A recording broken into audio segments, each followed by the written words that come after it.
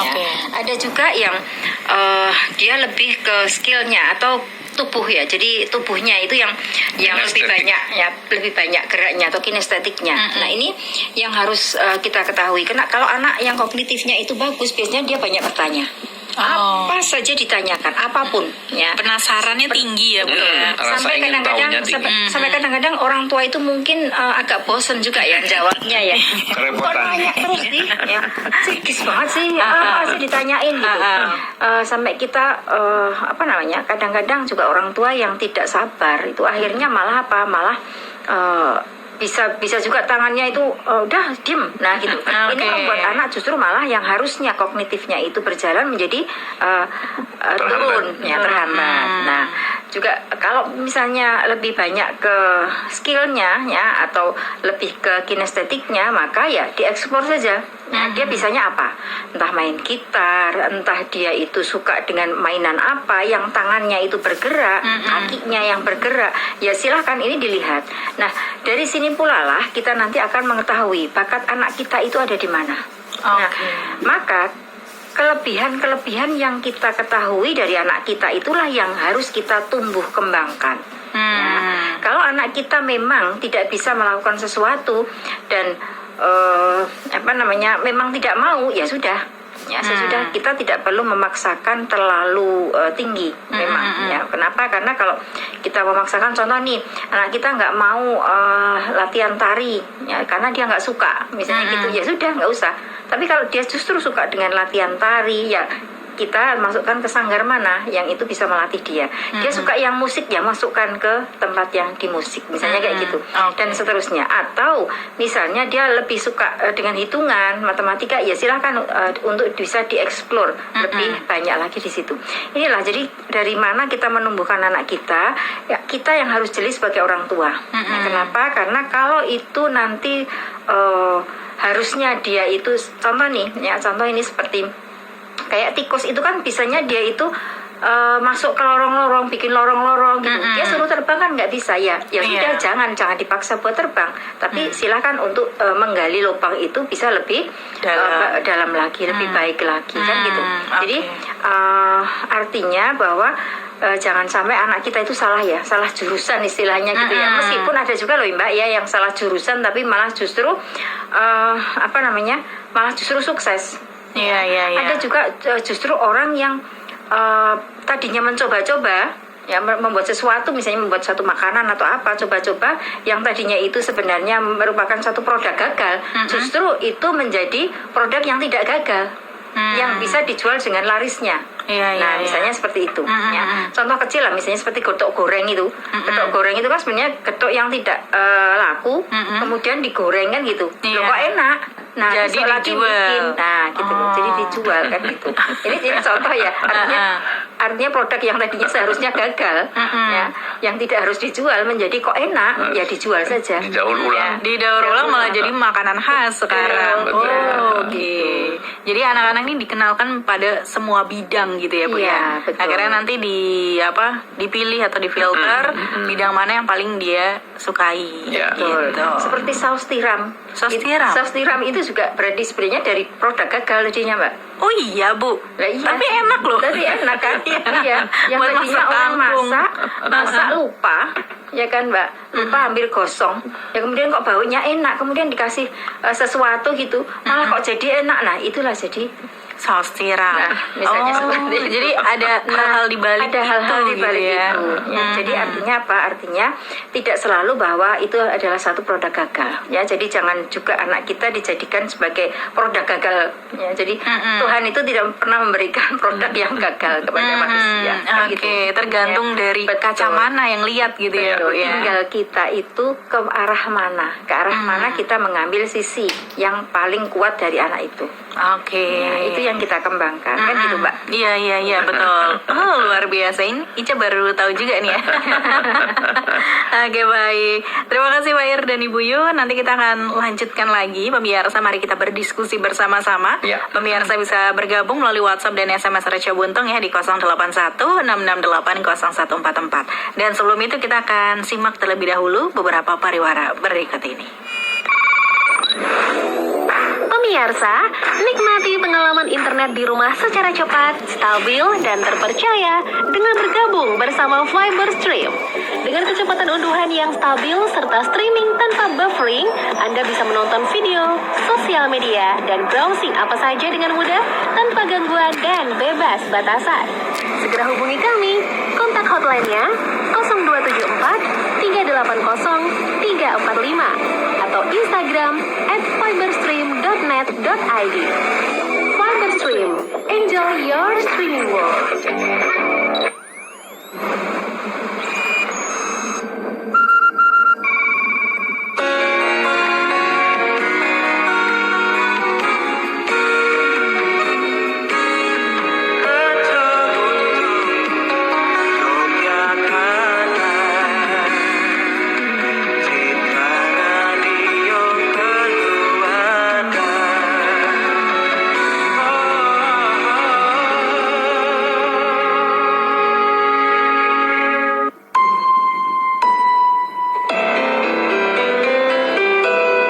Anugerah dari Allah yang diberikan kepada kita adalah masa lalu, masa kini, dan masa depan.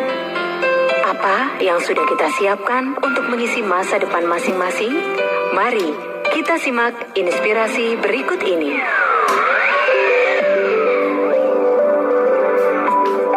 Saudaraku, para pemilik pribadi yang istimewa, salam metamorfosa, salam perubahan. Setiap orang sudah pasti pernah membuat keputusan.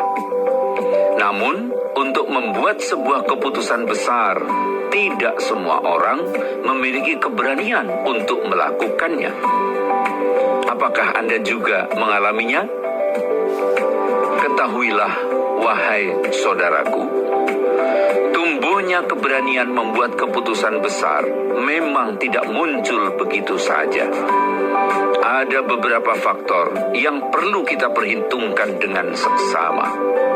Yang pertama, keberanian membuat keputusan besar dilandasi oleh adanya alasan yang amat kuat.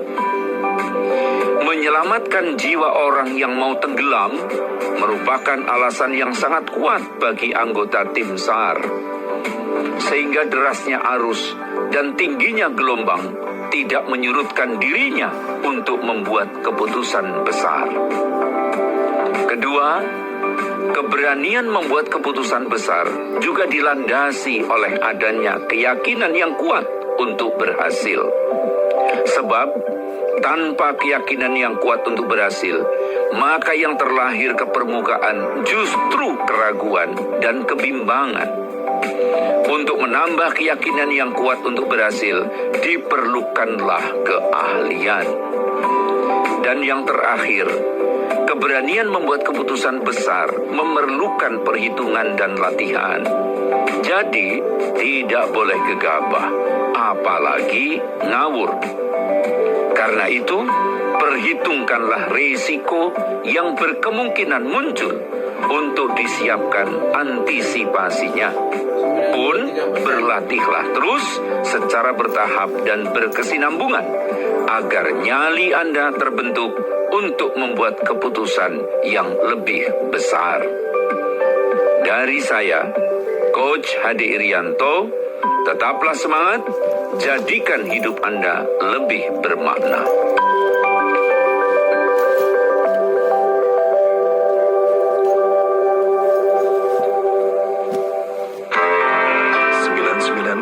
FM, Rojo Buntu, Yogyakarta.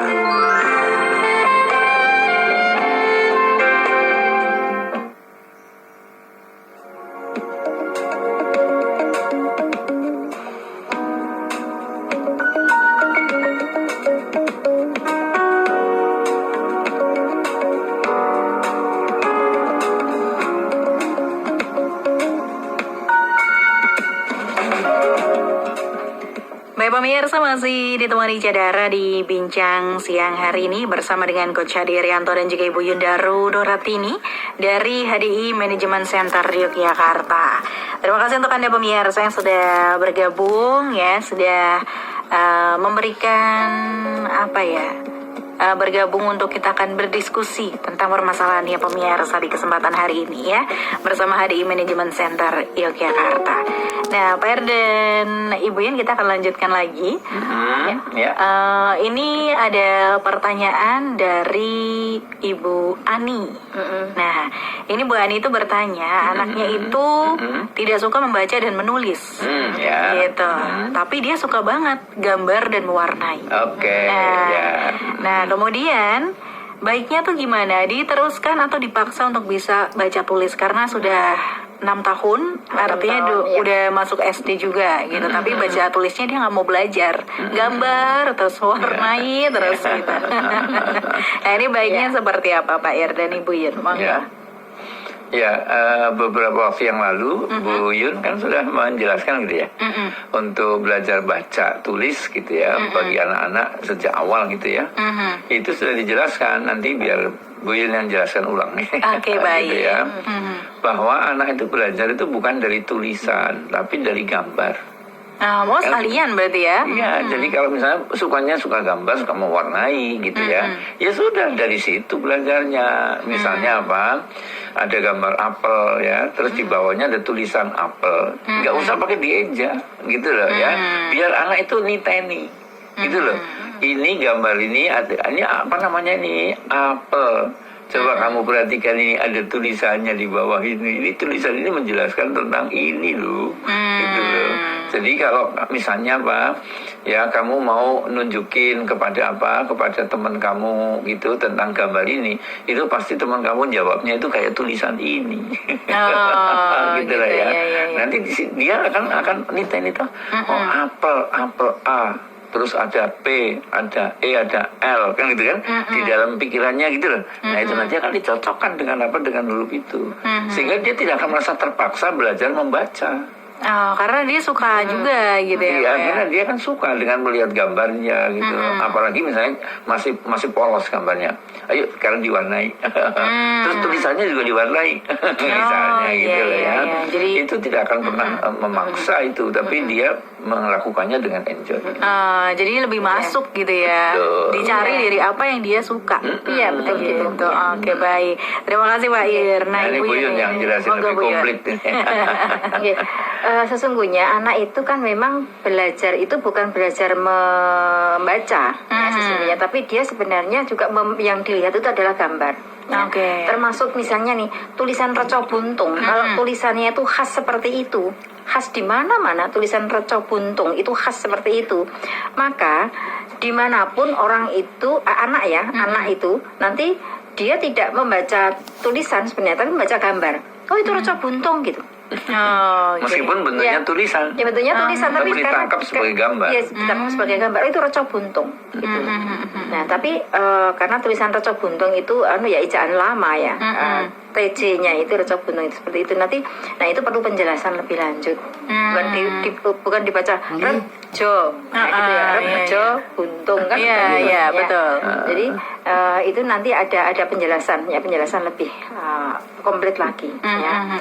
Jadi anak juga tahu ya beberapa misalnya beberapa toko, beberapa restoran yang itu sudah terkenal gitu, dia sudah tahu oh ini apa misalnya gitu. Ya, dia sudah tahu ya.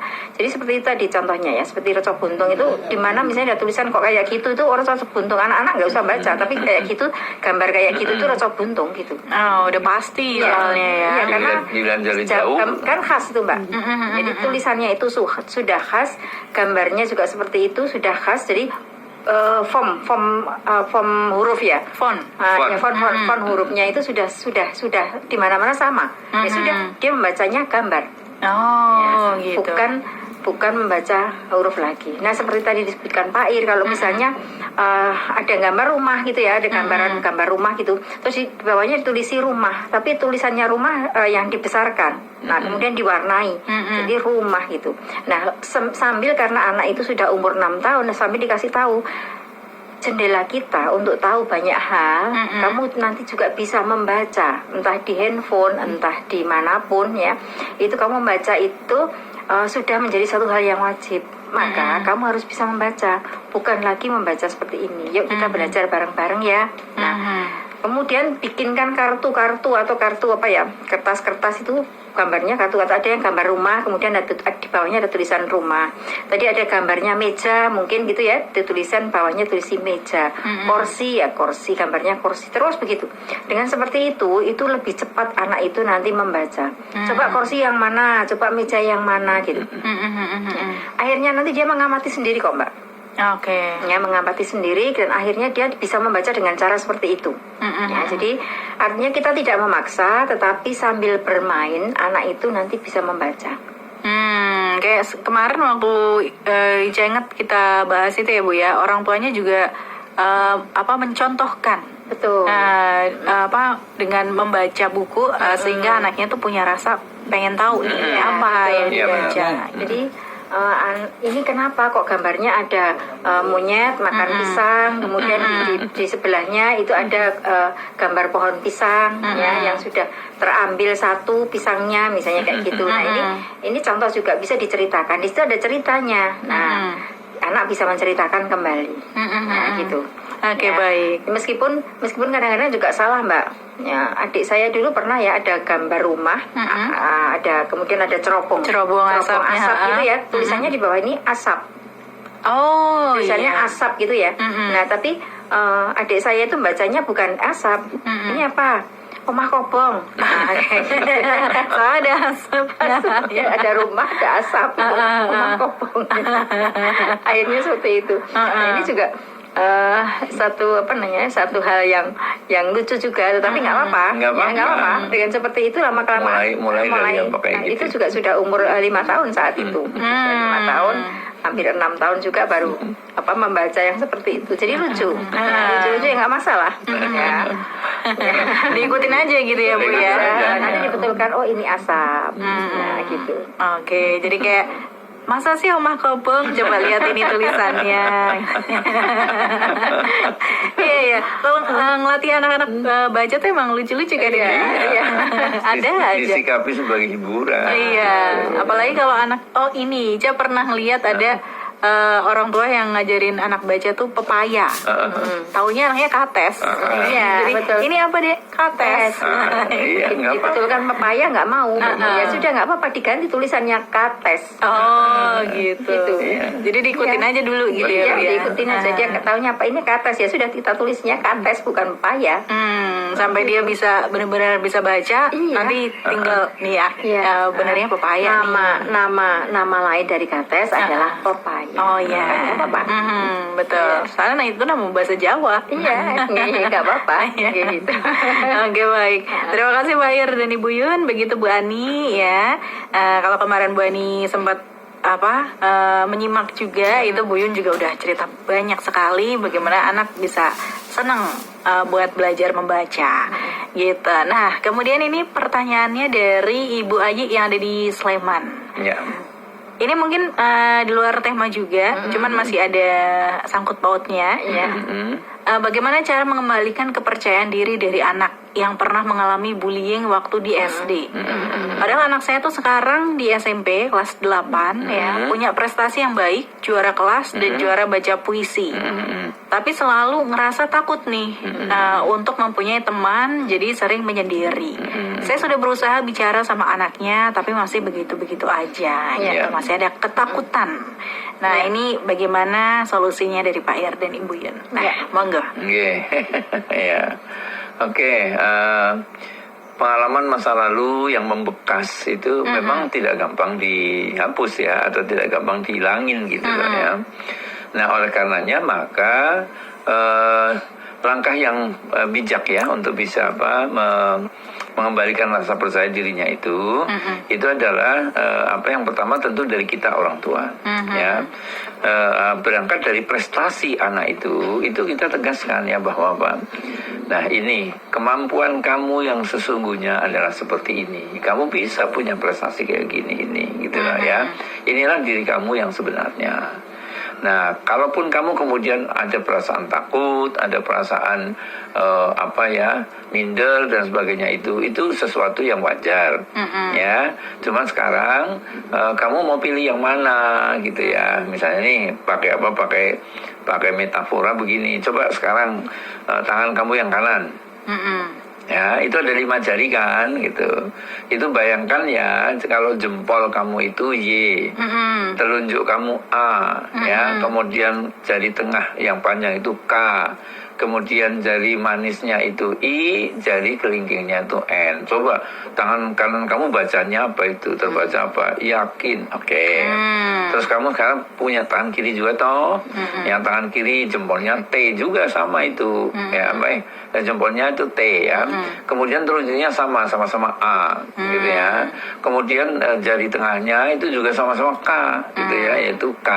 Kemudian jari manisnya itu ya, itu jadi U gitu loh ya. Kemudian kelingkingnya jadi T. Apa bacanya?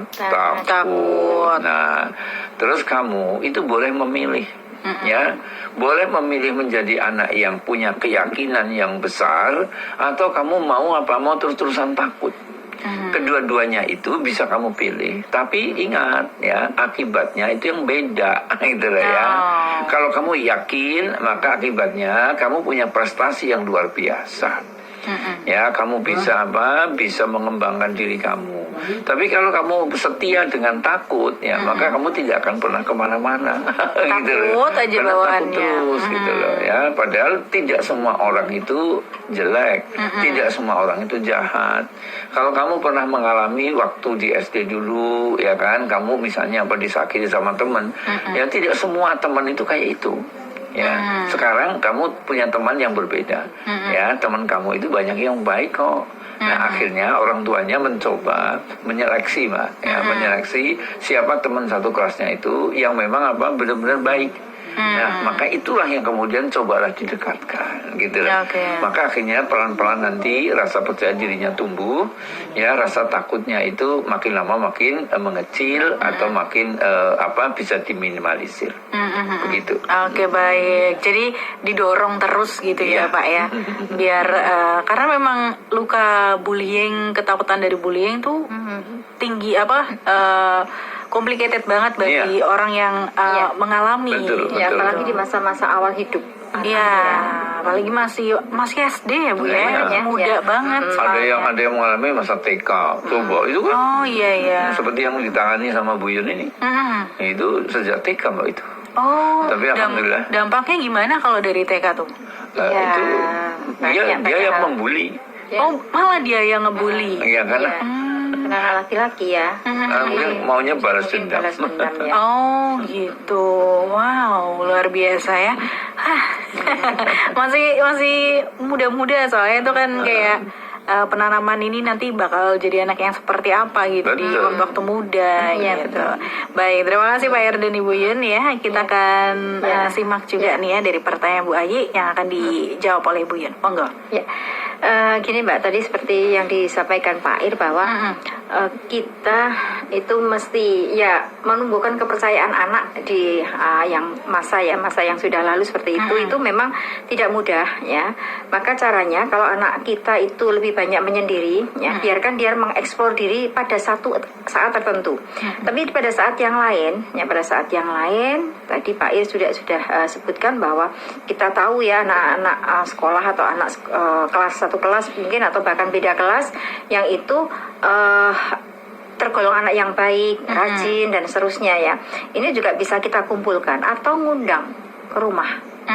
Undang ke rumah anak-anak ini, kita undang ke rumah, kemudian diadakanlah acara apalah terserah ya di rumah gitu ya, biar akrab ya dengan mereka. Kemudian mereka itu memberikan satu support kepada si anaknya, anak penjenengan itu untuk apa? Untuk bisa mengembangkan bakatnya. Misalnya contohnya nih musik, ya sudah anak-anak yang bisa main musik, yuk kita bareng-bareng latihan di rumah. Misalnya contohnya begitu ya, di rumah saya misalnya gitu.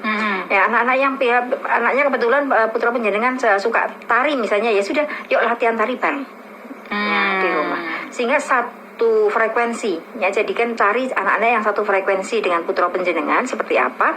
Nah sehingga nanti kalau ini sudah mampu berkumpul untuk di situ, nah mengembalikan kepercayaan bahwa tidak semua anak itu adalah jahat. Ya, karena kalau kita sudah, jadi ada anak juga yang tidak jahat.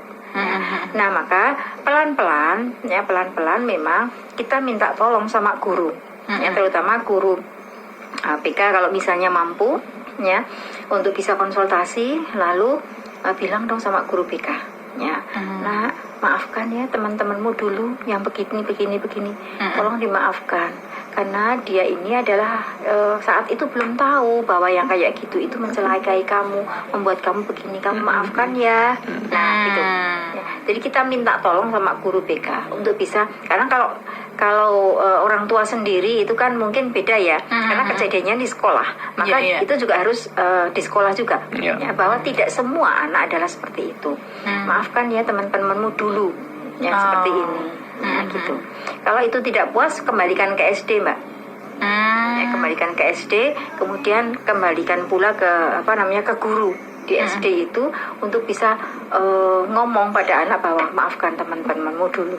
Nah, gitu. Jadi ada adil dari sekolah juga ya, gitu ya. Kalau Bu, sekolah SMP sudah bisa menangani, silahkan. Tapi kalau tidak, kembalikan. Ya, kembalikan ke SD untuk minta tolong gurunya. Ya, karena ini menyangkut psikologis anak saya. Saya mohon dengan hormat, misalnya Bapak Ibu guru untuk begini gitu. Ya, saya minta tolong seperti ini. Ya, toh itu bisa dikomunikasikan dengan pihak sekolah. Ya, gitu.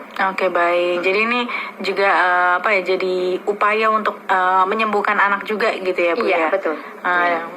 Oke, baik. Nah ini kalau misalnya anak dibully di SD, terus orang tuanya udah tahu nih ternyata anaknya dibully, itu baiknya dipindah aja atau didamaikan ya? Kalau sekarang sudah SMP kan sudah pindah. Kalau masih Tapi SD, kalau masih sama-sama SD, lebih baik pindah kelas boleh, atau pindah sekolah. Kalau memang harus ketemu dengan anak itu terus menerus dan anaknya nggak nyaman, ya pindah sekolah. Tapi kalau dengan pindah kelas pun sudah nyaman, ya sudah pindah kelas, nggak apa-apa. Oh gitu. Gitu. Anak yang dibully itu ada ciri-cirinya nggak sih Bu? Kayak kan orang tua kadang anak tuh diem aja, berangkat diem, pulang diem. Kayak orang tua, anakku memang pendiam gitu. Tapi ternyata pendiamnya dia tuh lagi menyimpan sesuatu nih, lagi dibully di sekolah. Nah itu ada tanda-tandanya nggak sih Bu? Tanda-tanda kalau orang tua tidak mencermati anaknya, memang tidak tahu, Mbak. Satu-satunya cara adalah dengan ditanya, gimana pengalaman kamu hari ini? Pengalaman lo ya Mbak, pengalaman kamu hari ini di sekolah ada apa? Jadi jangan, kamu tadi di mana di sekolah, ada apa dia sama teman, bukan itu. Kita itu interogasi namanya. Tapi kalau bercerita gimana, ada pengalaman apa hari ini di sekolah, itu kan netral Mbak.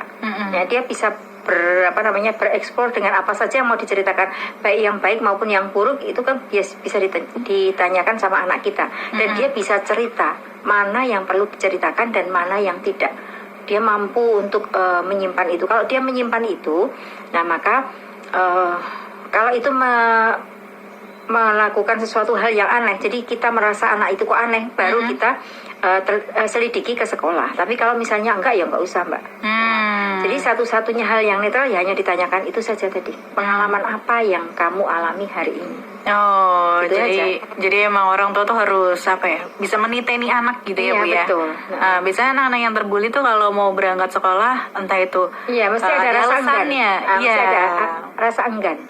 Nah, kalau ada seperti itu berarti ini bisa jadi ciri-ciri sesuatu hal yang tidak nyaman bagi anak.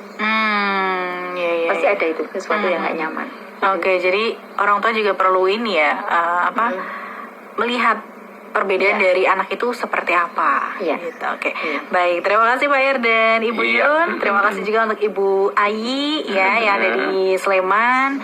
Semoga ini nanti anaknya kembali lagi percaya dirinya.